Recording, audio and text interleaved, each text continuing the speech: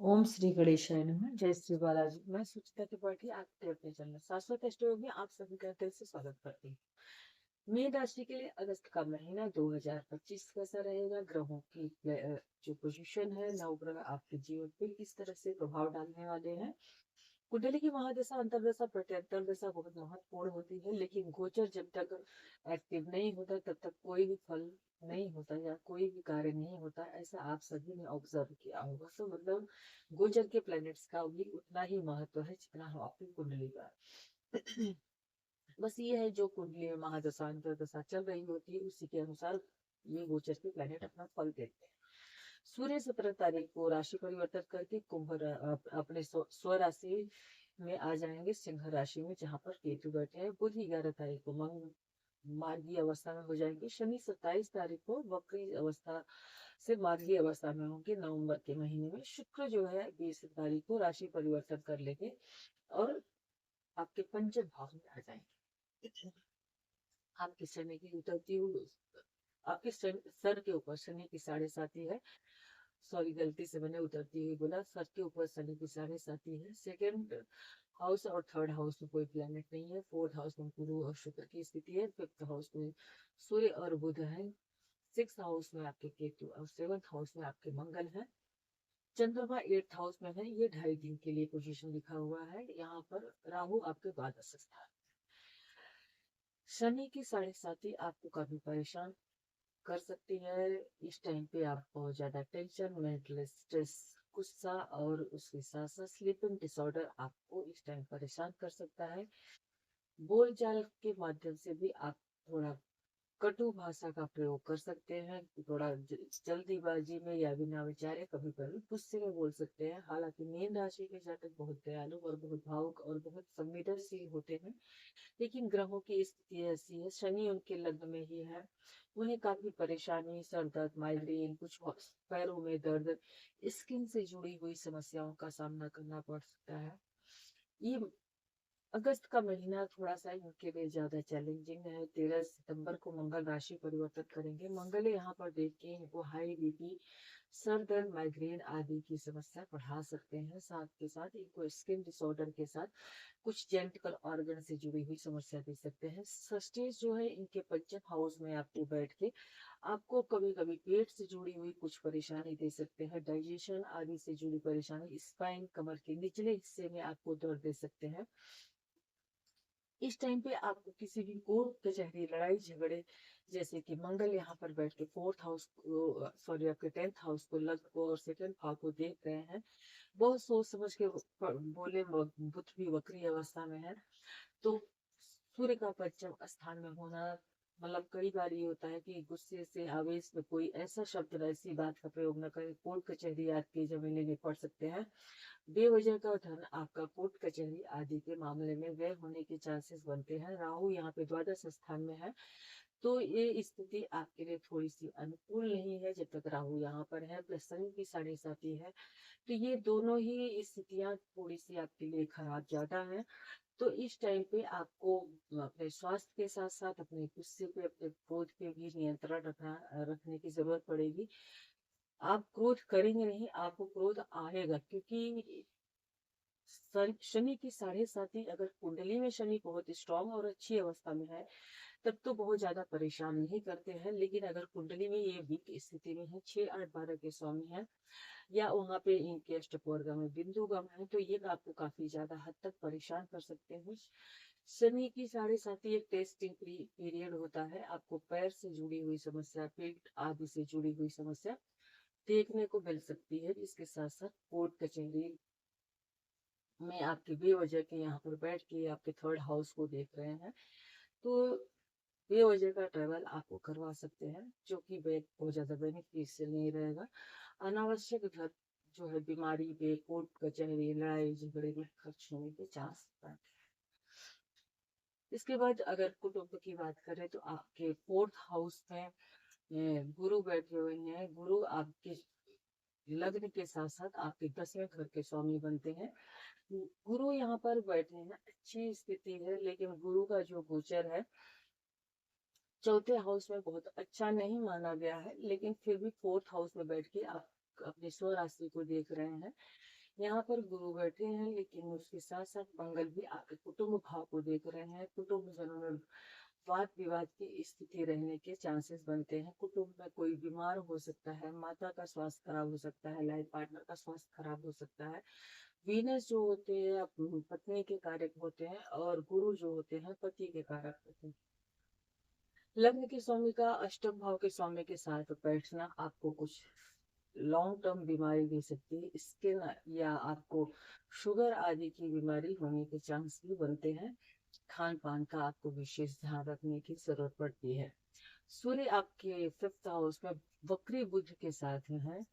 यहाँ पर वक्री बुध मैंने इसलिए बोला क्योंकि बुध इस टाइम पे वक्री है। 11 तारीख को ये मार्गी अवस्था में आएंगे।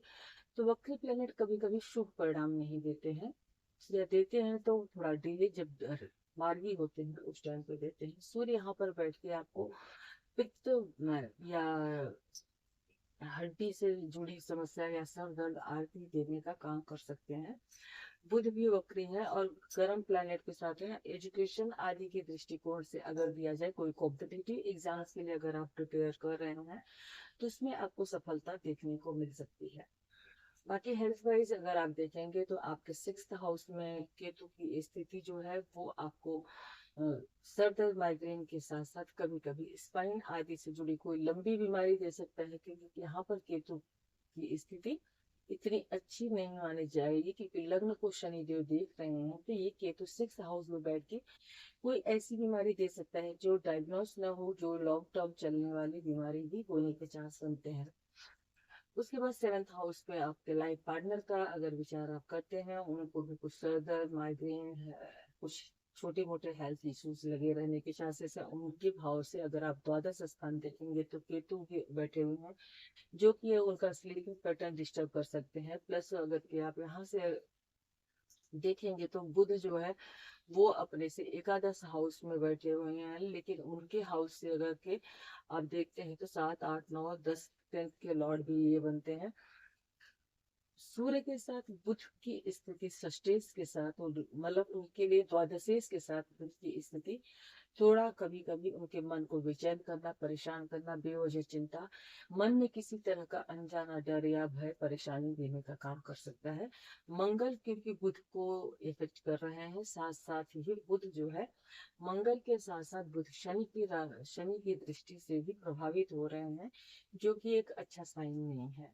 इसके साथ आप देखेंगे तो आपका जो शुक्र की जो राशि है, वीनस की दूसरी वाली राशि टॉरस साइन जो है, शनि की दृष्टि से ये प्रभावित हो रही है।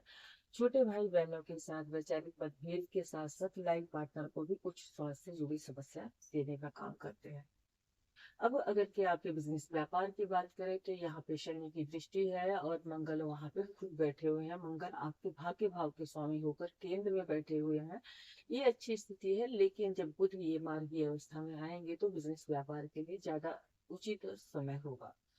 इसके बाद अगर कि आप कार्य जॉब की बात करते हैं तो जॉब के लॉर्ड जो बनते हैं वो गुरुदेव बैठ के आपके अपने घर को, खुद के घर को देख रहे हैं, लेकिन आपको अपने क्रोध पे बहुत नियंत्रण रखने की जरूरत है, क्योंकि इस राशि टेंथ हाउस के आपके कार्य क्षेत्र के हाउस को शनि, मंगल और उसके साथ साथ केतु की दृष्टि होने की वजह से आपको अपने क्रोध पे बहुत नियंत्रण रखना है। बहुत शांति पूर्वक ऑफिस पॉलिटिक्स के चक्कर में नहीं पड़ना है, अदरवाइज आपकी जॉब जाने के चांसेस बन जाते हैं। सूर्य जब अपने स्वराशि में आएंगे तब स्थितियां थोड़ी अनुकूल हो जाएंगी और ज्यादा, लेकिन अभी फिलहाल के लिए आपको अपने क्रोध पे बहुत नियंत्रण रखना है। ऑफिस में आपके पीछे कौन क्या कह रहा है, क्या पॉलिटिक्स हो रही है, जानकारी होने के बावजूद भी आपको इग्नोर करके चलने की जरूरत पड़ती है। एक विशेष बात भी राहु का यहाँ पे एस्पेक्ट है। कुछ लोगों को धार्मिक यात्रा करने का सौभाग्य प्राप्त हो सकता है, और कुछ लोगों को ये राहु यहाँ पर बैठ के कुछ लंबी बीमारी देने का काम भी कर सकते हैं। अपने स्वास्थ्य का विशेष ध्यान रखने की आपको जरूरत पड़ती है। लव अफेयर आदि की बात अगर की करें तो पंचम भाव के स्वामी यहाँ पर बैठे हुए हैं, तो एक दूसरे के पास साथ मनमुटाव, लड़ाई झगड़ा, बहस, बेवजह के टेंशन क्रिएट होने के चांसेस बनते हैं। सूर्य जब यहाँ से राशि परिवर्तन करके यहाँ पे आएंगे, बुध वक्री से मार्गी अवस्था में हो जाएंगे, स्थितियां पहले से बेहतर होंगी, फिर भी आपका जो लव पार्टनर होगा या जो आपका सोलमेट होगा वो उसकी वाणी थोड़ी सी इस टाइप की कटु होने के चांसेस दिखाई देते हैं। एजुकेशन के विचार से अगर से आप देखेंगे तो कभी आपका मन पढ़ाई में लगना, कभी नहीं लगना, कभी मन इधर उधर बेचैन होना, नींद ना आना, मोबाइल आदि में बहुत ज्यादा इंटरेस्ट रहना, ये सब चीजें बुध वक्री अवस्था में है तो ये सब प्रॉब्लम आपको भी देखने को मिल सकती है। तो अपनी पढ़ाई पे थोड़ा फोकस बना के रखें, अपना जो भी शेड्यूल है उसको एकदम नियमित रूप से उसको फॉलो करें तो ये आपके लिए काफी बेहतर होगा। उपाय के तौर पे आप श्री हरि विष्णु की आराधना करें, ये आपके लिए बहुत ज्यादा बेनिफिशियल रहेगा। विष्णु सहस्त्र नाम का पाठ करें, अगर नहीं कर सकते हैं तो विष्णु सहस्त्र नाम का पाठ सुने। इसके साथ साथ शनि की 7.5 चल रही है। शनि की 7.5 के शुभ प्रभाव के लिए हनुमान चालीसा का पाठ आपके लिए बहुत ज्यादा उपयुक्त सिद्ध होगा। इसके अलावा आपको पीपल के पेड़ के नीचे एवरी सैटरडे पहले घी का दिया विष्णु भगवान के नाम का जलाने के बाद सरसों के तेल का दिया आपको जलाना है। राहु की नेगेटिविटी से मुक्ति पाने के लिए आपको माता दुर्गा की आराधना या हनुमान चालीसा के पाठ से ही राहु भी आपके कंट्रोल में आएंगे। आपको हनुमान चालीसा और विष्णु सहस्त्र नाम का पाठ नियमित रूप से करने की जरूरत पड़ती है। एकादशी का व्रत जो है 15 और 19 अगस्त को है। इस दिन श्री हरि विष्णु का व्रत रखते हैं तो बेहतर है, नहीं तो उनका पूजा अर्चना करना ही सब काफी होगा। प्रदोष 6 और 20 तारीख को है, तो आपको इस टाइम पे सोमवार के दिन जाके या प्रदोष काल में जाके शिव जी की आराधना करना आपके लिए काफी बेनिफिट देगा।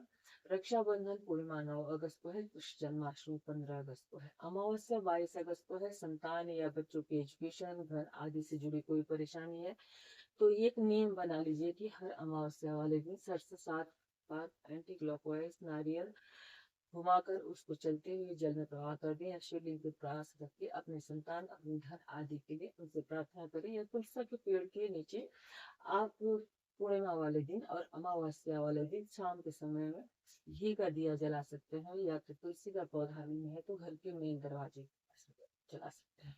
महालक्ष्मी का व्रत और राधा अष्टमी का व्रत 31 अगस्त। अब ग्रहों का गोचर कभी पॉजिटिव होके नेगेटिव और नेगेटिव होके पॉजिटिव रिजल्ट किस तरीके से देता है, ये हमारे ऋषि मुनियों ने जो वेद और विपरीत वेद का टर्म लिखा हुआ है इसके बारे में विचार करते हैं। सूर्य राहु केतु जो है आपके अभी इस जिस हाउस में ये अभी नहीं है तो उसकी चर्चा नहीं कर रहे, जो फायदा है क्योंकि जब आप लोग बोलेंगे तो मैं इसका विस्तार से वीडियो बनाऊंगी ताकि आप लोग कभी भी राशिफल देखते हैं तो आपको काफी उसमें हेल्प मिलेगी।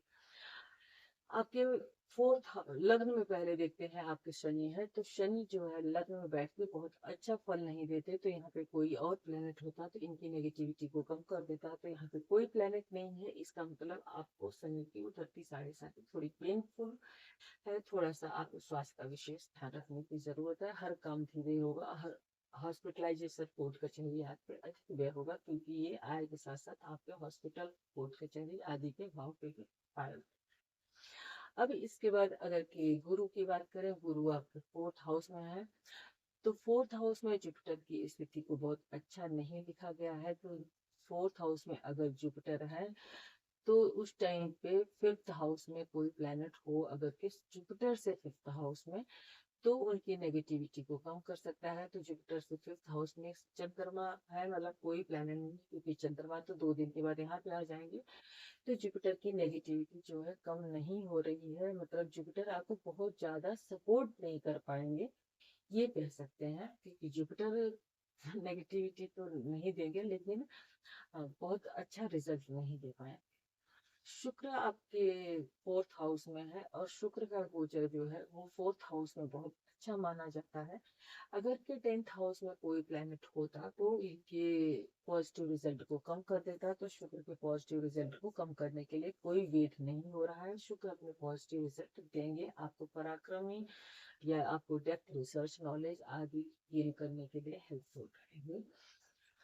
सूर्य आपके पंचम हाउस में है और सूर्य का पंचम हाउस में गोचर अच्छा नहीं माना गया है। जब सूर्य पंचम हाउस में हो तो सूर्य से सिक्स हाउस में कोई प्लेनेट अगर क्यों होता है, मतलब यहाँ पे कोई प्लेनेट अगर होता तो इनकी नेगेटिविटी को कम कर सकता था। तो मतलब सूरज की नेगेटिविटी कम नहीं हो रही है। बुध पांचवें घर में है और बुध का गोचर जो है पांचवें घर में बहुत अच्छा नहीं माना जाता। मतलब सब मिलाकर मोस्टली सभी प्लेनेट का गोचर अच्छा नहीं है।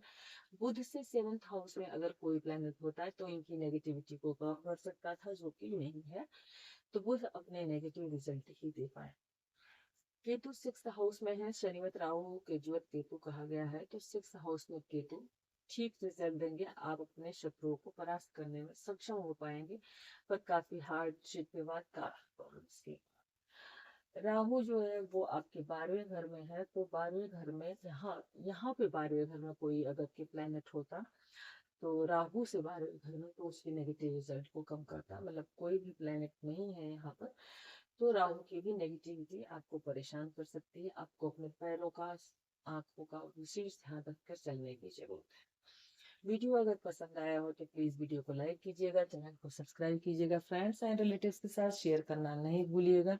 आपका जो भी सुझाव है कमेंट बॉक्स में अपना सुझाव जरूर दीजिएगा।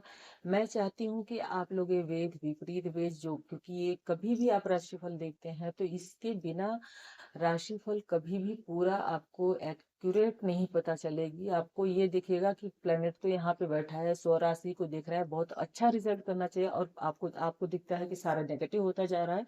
उसके पीछे की वजह समझने के लिए आपको ये चार्ट की अगर की जरूरत होगी तो आप लोग प्लीज बताइएगा। मैं इसका विस्तृत वीडियो और साथ में चार्ट आप लोगों के साथ शेयर करूंगी। श्री हरि विष्णु आप सभी का कल्याण करें। जय बालाजी, जय धन्यवाद।